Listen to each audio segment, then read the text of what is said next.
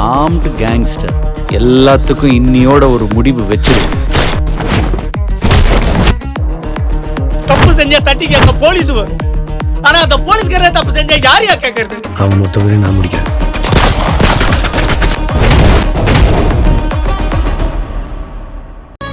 Madam, ஏண்டா உனக்கு எல்லாம் பொண்ணு கொடுக்கறதே பெரிய விஷயம். அப்படி இருக்கும்போது போனா போதுன்னு உனக்கு ஒரு பொண்ணை கல்யாணம் பண்ணி கொடுத்து அவ கூட சந்தோஷமா வாழு, நல்லபடியா வாழுன்னு சொல்லி ஒப்படைச்சா நீயும் உன் அம்மாவும் சேர்ந்து அந்த அப்பாவி பொண்ண வரதட்சணை குடும்பம் பண்ணிட்டு இருக்கீங்க. உன்னெல்லாம் உரிச்சு உப்பு கண்டம் போட்டாதான் சரிப்பட்டு வரும். யோ இவனை உள்ள இழுத்துட்டு போய் முறைய சிறப்பா கவனிங்க. மேடம் மேடம், நீங்க நடந்துக்கிறது கொஞ்சம் கூட நியாயமே இல்ல. நான் ரோகிணி கிட்ட வரதட்சணையே கேட்டது கிடையாது. அவ என் மேல அபாண்டமா பழிய போட்டிருக்கா. தயவு செஞ்சு நான் சொல்றதை கேளுங்க மேடம். முறையா விசாரிச்சு பாருங்க. முறையா விசாரிக்கணுமா? விசாரிக்கிறத பத்தி நீ எனக்கு சொல்றியா?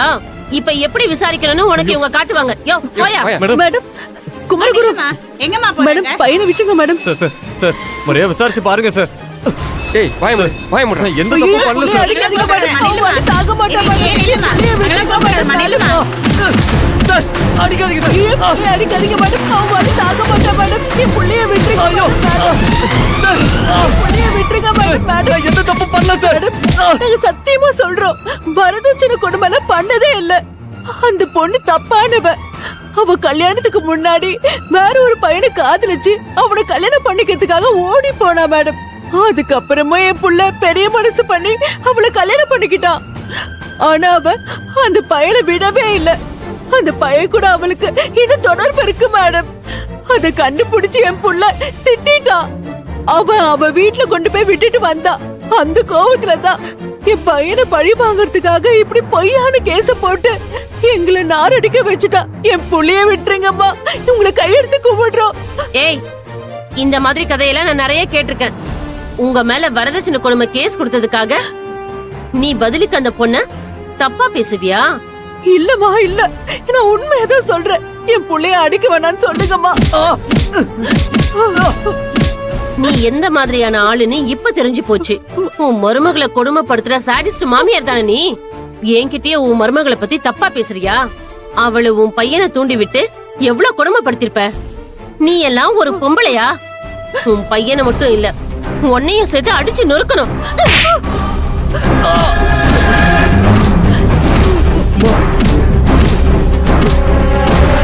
அம்மா, ஐயோ என் தம்பி அடிக்காதீங்க. அடிக்காதீங்க சார். அங்கலாம் போகாத, நில்லுங்க. என் தம்பி மேடம் போக கூடாது, நில்லுங்க. தம்பி அடிக்க வேண்டாம் சொல்றேன் மேடம். Please madam. மேடம் என் தம்பி விட சொல்லுங்க மேடம். அவனை அடிக்க வேண்டாம்னு சொல்லுங்க. அவன் மனசு அறிஞ்சு யாருக்கும் எந்த துரோகமும் செஞ்சதில்ல. அவனை அடிக்க வேண்டாம்னு சொல்லுங்க மேடம். Please madam. கட்டின பொண்டாட்டிய வரதட்சணை கேட்டு கொடுமைப்படுத்துறவன் எல்லாம் இப்படிதான் அடி வாங்கி சாவான். மேடம், என்ன நடந்துச்சுன்னு தெரியாம நீங்க இப்படி நடந்துக்கிறது சட்டப்படி ரொம்ப தப்பு. ஒருத்தங்க கம்ப்ளைண்ட் கொடுத்தாங்கன்னா அந்த கம்ப்ளைண்ட் உண்மையா, அதுக்கு ஏதாவது ஆதாரம் இருக்கான்னு விசாரிக்கணும். ஆனா நீங்க அதெல்லாம் விட்டுட்டு இப்படி நடந்துக்கிறது கொஞ்சம் கூட சரியில்லை. ஹலோ, பாதிக்கப்பட்ட பொண்ணே அவ கைப்பட கம்ப்ளைண்ட் எழுதி கொடுத்து விட்டுருக்கா. அதுக்கப்புறம் எனக்கு என்ன ஆதாரம் வேணும்? எதுக்கு நான் விசாரிக்கணும்? நம்ம நாட்டுல கொடுமை வன்முறைக்கு எதிரா போடப்படுற கேஸ் எல்லாம் எவ்வளவு ஸ்ட்ராங்கா இருக்கும். அதுக்கு இமீடியட்டா என்ன ஆக்ஷன் எடுக்கணும்னு உங்களுக்கு தெரியாதா? எல்லாம் எனக்கு தெரியும் மேடம். முதல்ல அவரை அடிக்கிறத நிறுத்த சொல்லுங்க. யோ நிறுத்துங்கயா.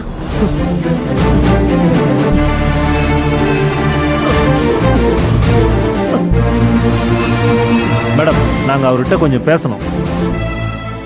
போங்க. அம்மா வாங்கம்மா போலாம். வாங்கம்மா.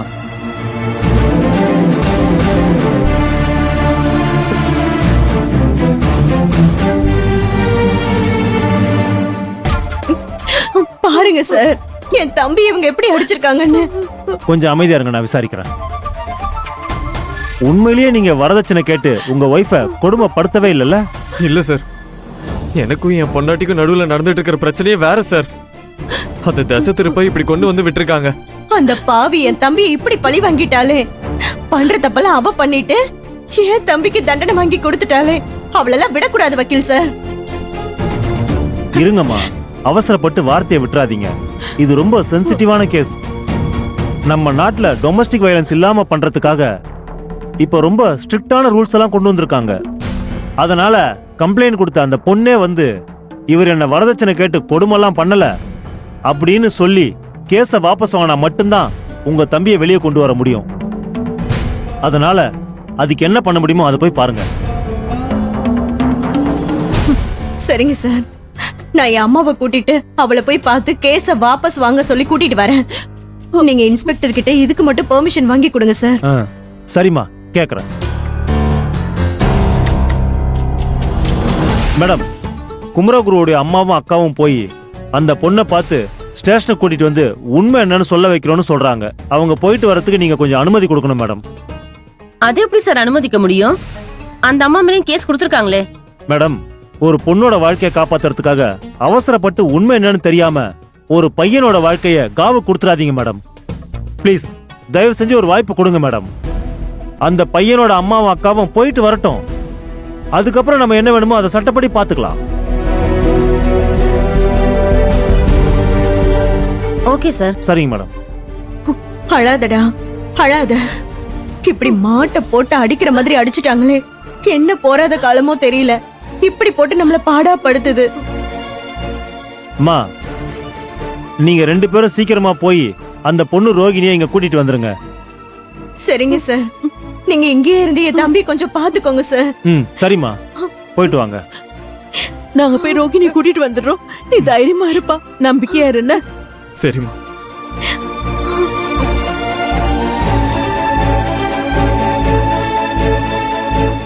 என்னாச்சா ஆதிரு? மாப்பிள்ளையோட அக்கா இத்தனை வாட்டி ஃபோன் பண்ணி எடுக்கவே இல்லை. ஒரு தடவை 2 தடவை கட் பண்ணாங்க, அதுக்கப்புறம் நாட் ரீச்சபிள்னு வருதுங்க. ஆமா,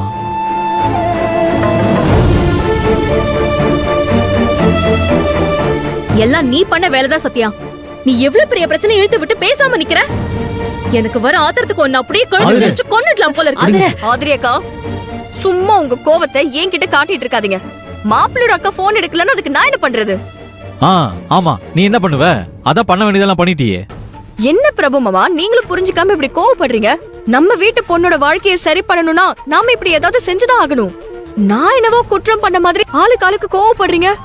ஆமா, நீ எந்த குற்றமும் செய்யல. தோ நின்னுட்டு இருக்காளே, இவ்வளவு சொல்லணும். ரோகிணி, யாரு வெத்து பேப்பர் கொண்டு வந்து கொடுத்து கையெழுத்து போட சொன்னாலும் நீ கண்ணை மூடிட்டு கையெழுத்து போட்டு கொடுத்துருவியா? என்ன ஏதுன்னு கேட்க மாட்டேன். அண்ணன், சின்ன அண்ணி தான் கௌதம் மேல கம்ப்ளைண்ட் கொடுக்கலாம், கையெழுத்து போடுன்னு சொன்னாங்க. அதானே வெத்து பேப்பர்ல கையெழுத்து போட்டு கொடுத்தேன். இல்லன்னா நான் போட்டிருக்க மாட்டேன்னு. சத்யா, என்ன இது? ஏன் நீ வேண்டாத வேலையெல்லாம் பண்ணிட்டு இருக்க? ஏங்க, நான் என்ன ரோஹிணியோட சொத்தை ஆட்டை போடுறதுக்காகவா வெத்து பேப்பர்ல சைன் வாங்கினேன்? நம்ம ரோஹிணியோட வாழ்க்கை நல்லா இருக்கணும், அவளை மாப்பிள்ளை ஏத்துக்கணும், 2 பேரும் சந்தோஷமா வாழணும். அதுக்காக தானங்க நான் கையெழுத்தே வாங்கினேன். கையெழுத்து வாங்கி மாப்பிள்ளை மேல கம்ப்ளைண்ட் கொடுத்திருக்க. அத பார்த்தா நீ ரோஹிணியை வாழ வைக்கணும்னு பண்ண மாதிரியே தெரியலையே. நான் தெரியாம தான் கேக்குறேன். நீங்க எது பண்ணாலும் அது ரோஹிணியை வாழ வைக்கிறதுக்காக பண்றது, நான் எது பண்ணாலும் அது ரோஹிணியை வாழ விடாம பண்றதுன்னு நீங்க பேசிட்டு இருக்கீங்கல்ல. இதுலயே நீங்க நினைக்கிற வன்மோல எனக்கு புரியுது. சத்யா, உனக்கு புரியுதோ புரியலையோ எனக்கு தெரியல. ஆனா எனக்கு ஒரு விஷயம் புரியவே இல்ல.